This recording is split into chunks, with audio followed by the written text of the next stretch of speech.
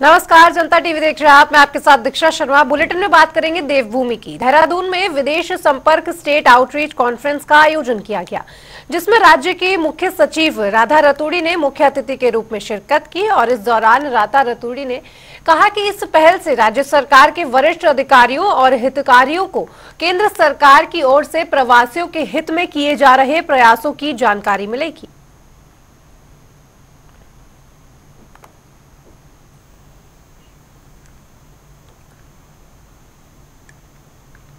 तो वहीं प्रदेश में केदारनाथ विधानसभा सीट के उपचुनाव की घोषणा हुए अभी कुछ होना बाकी है, लेकिन राजनीतिक दलों ने अपनी तैयारियां शुरू कर दी है। केदारनाथ विधानसभा उपचुनाव में बीजेपी और कांग्रेस दोनों ही दल इसे चुनौती के रूप में देख रहे हैं। हालांकि बीजेपी अपनी जीत का दावा कर रही है।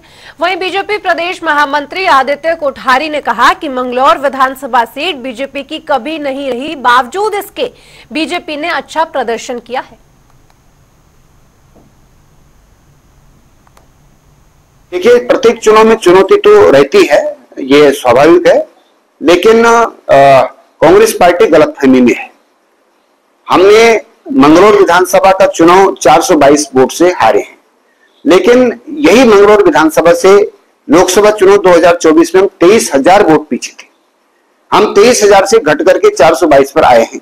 वहां हम हारे नहीं, वहां हम जीते हैं। बद्रीनाथ विधानसभा का जहां तक सवाल है, हमने वहां के हार के कारणों की समीक्षा की है और जो कमियां बद्रीनाथ विधानसभा में रही हैं, वो कमियां केदारनाथ विधानसभा में नहीं रहेंगी। इस बात के लिए पार्टी ने पूरी रणनीति बनाई है और केदारनाथ विधानसभा को हम भारी बहुमत के साथ में चुनाव जीतेंगे। वहां का कार्यकर्ता कमर कस चुका है और वहां की जनता भी मन बना चुकी है। तो वहीं प्रदेश में कानून व्यवस्था, भ्रष्टाचार और आपदा से बिगड़ते हालात और महिला अपराधों को लेकर नेता प्रतिपक्ष यशपाल आर्य के नेतृत्व में कांग्रेस कार्यकर्ताओं की बैठक हुई। और इस दौरान यशपाल आर्य ने मौजूदा सरकार पर गंभीर आरोप लगाते हुए कहा कि प्रदेश में कानून व्यवस्था नाम की कोई चीज नहीं है। सरकार सदन में आपदा के नाम पर बहस नहीं करना चाहती। महिला अपराध लगातार बढ़ते जा रहे हैं और प्रदेश में अराजकता हावी हो गई है।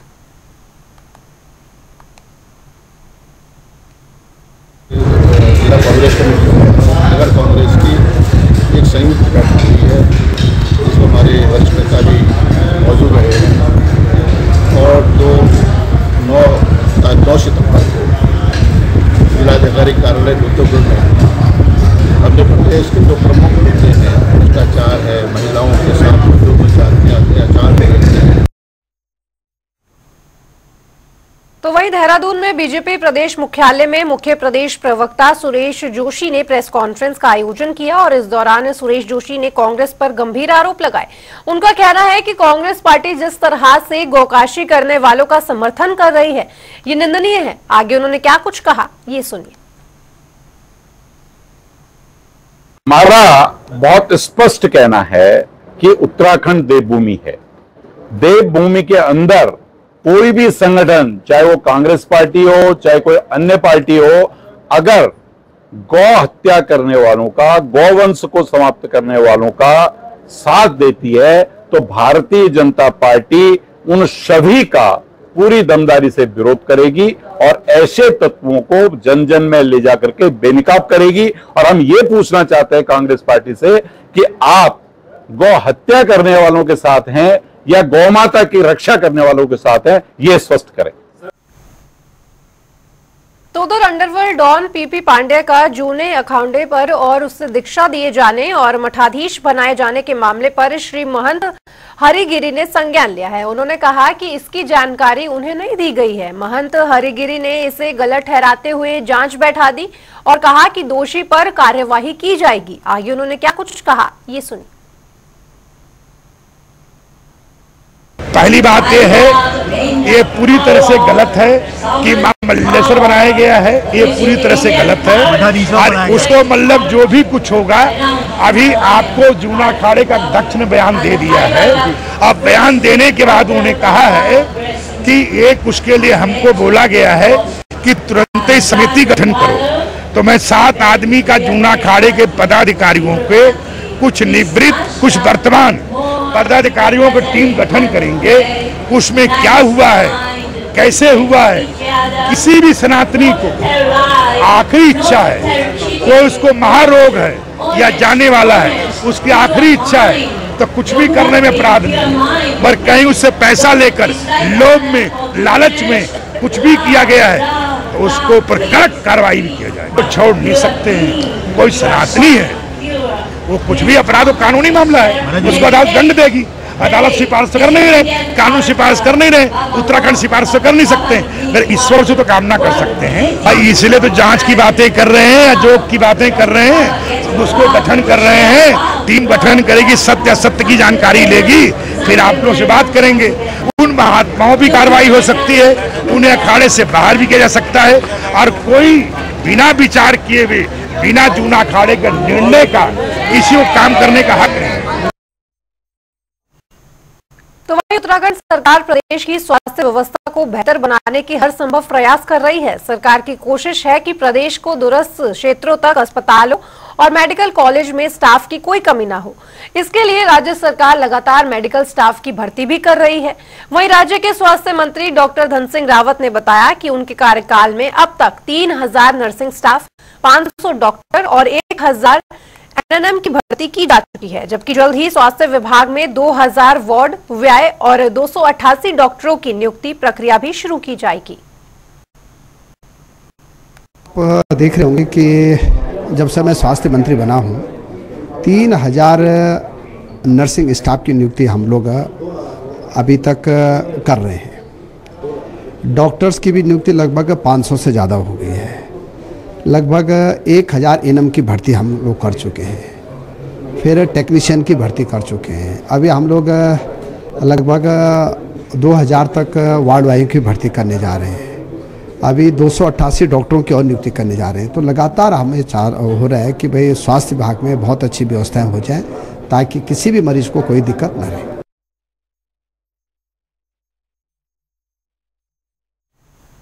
तो वहीं उत्तराखंड में आईएएस और पीसीएस अधिकारियों की जिम्मेदारी में बड़ा बदलाव किया गया है। लंबे समय से ही अधिकारियों के तबादले को लेकर इंतजार किया जा रहा था। ऐसे में शासन ने देर रात तबादला सूची जारी कर दी है और इस दौरान राजधानी देहरादून समेत कई जिलों के जिलाधिकारियों को भी बदला गया है।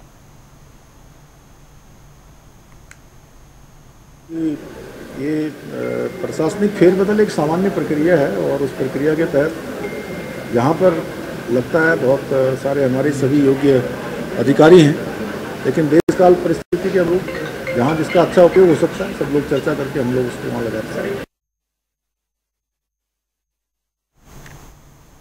तो उधर राज्य में महात्मा ज्योतिबा फूले और सावित्रीबाई फूले को भारत रत्न देने की मांग तेज हो गई है। वहीं हरिद्वार में ज्वालापुर स्थित सैनी आश्रम में महात्मा ज्योतिबा फूले और सावित्रीबाई फूले की मूर्तियां स्थापित कर अनावरण किया गया और इस दौरान सैनी समाज ने देश के लिए दोनों को योगदान के लिए याद करते हुए केंद्र सरकार से दोनों महात्माओं को भारत रत्न देने की मांग की है। इस दौरान कार्यक्रम में बड़ी संख्या में समाज के लोग भी मौजूद रहे। बहुत से लोगों को यहाँ पर एक तरह से जैसे बाबा भीमराव अम्बेडकर हैं, हमें कोई नहीं भाई उन्हें रत्न की उपाधि दी गई, लेकिन महात्मा ज्योतिबा फुले को राष्ट्रीय रत्न की उपाधि आज तक नहीं मिली है। भारत रत्न, हाँ, तो राष्ट्रीय रत्न की उपाधि भारत रत्न की है, भारत रत्न की, हाँ, राष्ट्रीय रत्न हुई है। भारत रत्न से इनको दोनों को, महात्मा ज्योतिबा फुले को और माता सावित्रीबाई फुले को सुशोभित किया जाना चाहिए। ये हमारी मांग है, ये हम सरकार से पुरजोर मांग रखते हैं। आप केवल सैनी समाज के नहीं, पूरे देश के और विशेष रूप से महिलाओं के लिए शिक्षक में महात्मा ज्योतिबा फुले, माता सावित्रीबाई फुले का महत्वपूर्ण योगदान है। प्रथम शिक्षिका है वो, जिन्होंने आक्रांताओं के आक्रमण के बाद पुनः शिक्षा की अलग जगाने में शुरुआत की और आज जो महिला हर स्थान पर खड़ी है, हर कोई भी कार्य है उसके लिए वो आगे बढ़ रही है, तो इसका श्रेय जाता है महात्मा ज्योतिबा फुले और सावित्रीबाई फुले जी को। वो सैनी समाज के महान नेता रहे हैं, दलितोद्धारक रहे हैं। मैं उन्हें श्रद्धापूर्वक नमन करती हूँ। तो वहीं उत्तराखंड में हुई भारी बारिश के चलते प्रदेश के कई क्षेत्रों में आपदा जैसी स्थिति बनी हुई है, जिसके चलते 31 जुलाई को केदारनाथ क्षेत्र में भारी बारिश होने से लिंचौली से सोनप्रयाग तक पैदल और मोटर मार्ग क्षतिग्रस्त हो गया था, जिससे प्रभावित कई व्यापारियों को राहत पहुंचाने के लिए मुख्यमंत्री पुष्कर सिंह धामी ने मुख्यमंत्री राहत कोष से 9 करोड़ 8 लाख की राहत राशि जो है वो मंजूर कर दी है। इस संबंध में सचिव मुख्यमंत्री शैलेश बंगोली ने शासनादेश भी जारी कर दिया है।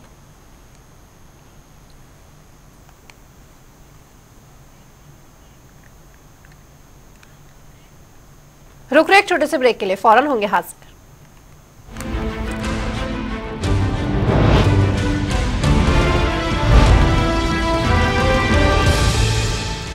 अपनाएं आयुर्वेदिक रूप मंत्रा। इसमें है क्यूकम्बर के प्योर एक्सट्रैक्ट्स जो नेचुरली चेहरे को मॉइस्चराइज रखे, ताकि पिंपल्स और डेड स्किन जैसी प्रॉब्लम से मिले रिलीफ। रूप मंत्रा आयुर्वेदिक फेस वॉश, ये कोई कॉस्मेटिक नहीं, आयुर्वेदिक औषधि है।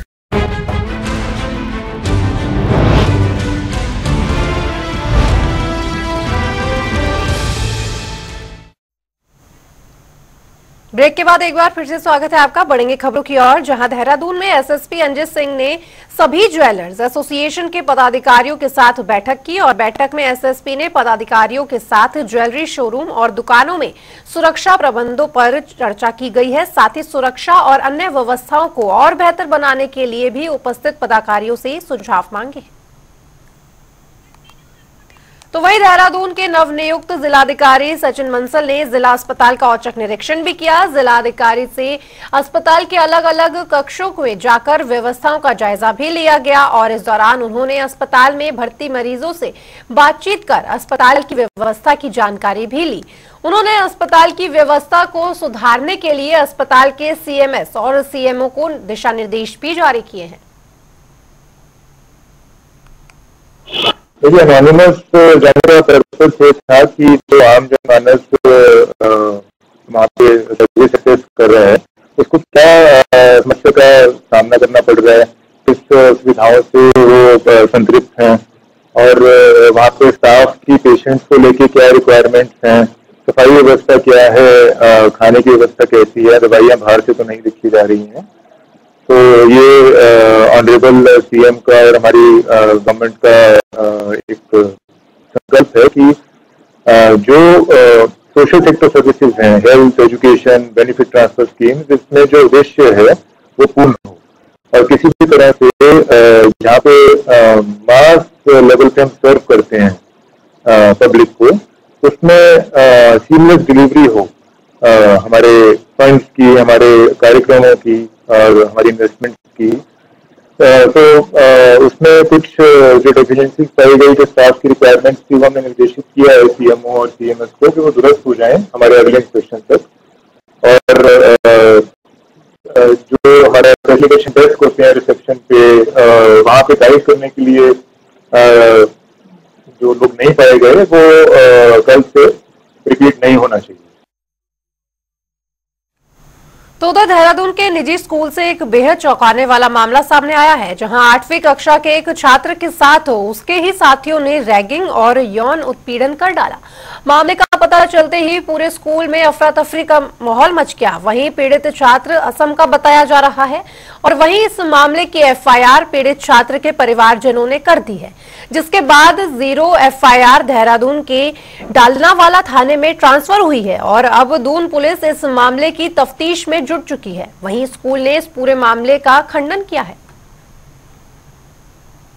इन्वेस्टिगेशन की है, ऐसे मामलों को हम बहुत सीरियसली लेते हैं। ऐसे क्या, हम किसी भी मामले को जो कि बच्चों से रिलेटेड है उसको सीरियसली लेते हैं। स्कूल ने इंटरनल इन्वेस्टिगेशन अपनी पूरी की है, जिसमें कि सब स्टेक होल्डर्स जो कि बच्चे के क्लासमेट्स हैं, बच्चे के रूममेट्स हैं, फ्रेंड्स हैं, सबसे बात हुई है। हमारी इंटरनल इन्वेस्टिगेशन में जो कि हेड ऑफ जो पेस्टोरल केयर स्टाफ से भी बात हुई है, कोई भी ऐसा मामला सामने नहीं आया है।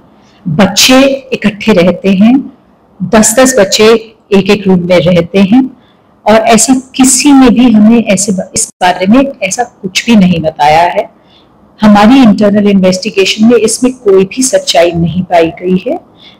पेरेंट को भी हमने यही बताया था, हमने कहा था अगर आपके पास कुछ स्पेसिफिक्स हैं आप प्लीज आए हमारे साथ शेयर करें, क्योंकि हमारे लिए हर बच्चा इम्पोर्टेंट है और ऐसी चीजों को हम लाइटली नहीं लेते और ना कभी लिया है। अभी कुछ महीने पहले जो है एक FIR 0 FIR जो है वो शिलांग में लिखी गई थी, तो वो अभी वो ट्रांसफर होकर हमारे पास आई है। उसमें जो है थाने पर जो है संबंधित थाने पर उसमें FIR नंबर लेकर उसको पंजीकृत कर लिया गया है और FIR के जो कंटेक्स्ट के अनुसार उसमें धारा लगाई गई है और उसकी इन्वेस्टिगेशन प्रारंभ कर दी गई है और आगे जैसे भी इन्वेस्टिगेशन में हमारे पास तथ्य आएंगे सामने तो उसके अनुसार आगे की कार्रवाई उसमें की जाएगी। तो वहीं उत्तराखंड सरकार ने राज्य कर्मचारियों को लेकर बड़ा फैसला लिया है, जिसके तहत राष्ट्रीय स्वयंसेवक संघ के कार्यक्रमों में शामिल होने के लिए राज्य कर्मचारियों को छूट दी गई है। अपर मुख्य सचिव आनंद वर्धन ने जानकारी देते हुए ये आदेश जारी किए हैं और अब राज्य कर्मचारी सुबह और शाम के समय होने वाले राष्ट्रीय स्वयंसेवक संघ की शाखा के साथ सांस्कृतिक और सामाजिक कार्यक्रमों में प्रतिभाग कर सकेंगे। इस कर्मचारी आचरण नियमावली के उल्लंघन के दायरे में नहीं माना जाएगा। पहली बात तो क्या है कि आज मैं कहता हूं कि हम जैसे लोगों का सौभाग्य है कि पहले केंद्र सरकार ने और आज माननीय मुख्यमंत्री जी ने सभी उन सरकारी कर्मचारी या अधिकारियों को जो राष्ट्रीय स्वयंसेवक संघ से जुड़े हैं वो शाखा में जाना चाहें या उसकी गतिविधियों में भाग लेना चाहें उसकी परमिशन दी है। आपको मैं बतलाना चाहता हूं कि देखो ये तो कांग्रेस ने एक षड्यंत्र के तहत ये शासनादेश जारी किया था, क्योंकि आरएसएस में जो भी लोग काम करते हैं जो स्वयंसेवक हैं वो सिर्फ और सिर्फ राष्ट्रीयता के लिए और राष्ट्र को आगे बढ़ाने के लिए इस देश की संस्कृति और इस देश की परंपरा के लिए वो लोग काम करते हैं। लेकिन आश्चर्य और ताज्जुब इस बात का है कि जो राष्ट्रभक्त लोग हैं उन पे कांग्रेस पार्टी ने प्रतिबंध लगाया और जो राष्ट्र के अंदर तरह तरह की गलत गतिविधियां करते हैं, राष्ट्र को कमजोर करने का काम करते हैं, उनके ऊपर कभी भी इस तरह की बात नहीं कही।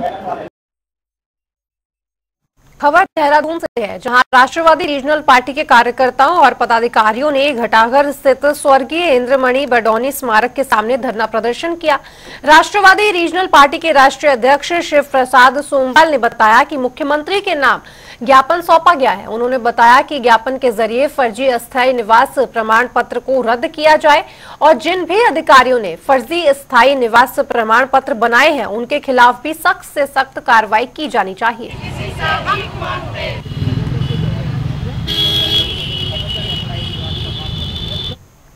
तो वहीं रुड़की के झबरहेड़ा में बीजेपी का सदस्यता अभियान कार्यक्रम आयोजित किया गया और कार्यक्रम में बतौर मुख्य अतिथि बीजेपी जिला अध्यक्ष शोभाराम प्रजापति पहुंचे, जहां उनका फूल मालाओं के साथ जोरदार स्वागत किया गया। और इस मौके पर शोभाराम प्रजापति ने कहा कि नए सदस्यता अभियान से बीजेपी को और अधिक मजबूती मिलेगी, साथ ही नए सदस्य को भी पार्टी में शामिल होने का मौका मिलेगा। पता है कि भारतीय जनता पार्टी एक लोकतांत्रिक पार्टी ये हर 6 साल के बाद अपने सदस्य दोबारा नए सिरे से बनाती है और इस बार कोरोना काल के बाद थोड़ा समय बढ़ गया था और आपने देखा होगा कि 2 तारीख को माननीय प्रधानमंत्री जी सदस्य बने, पोर्टल खुल गया उसमें।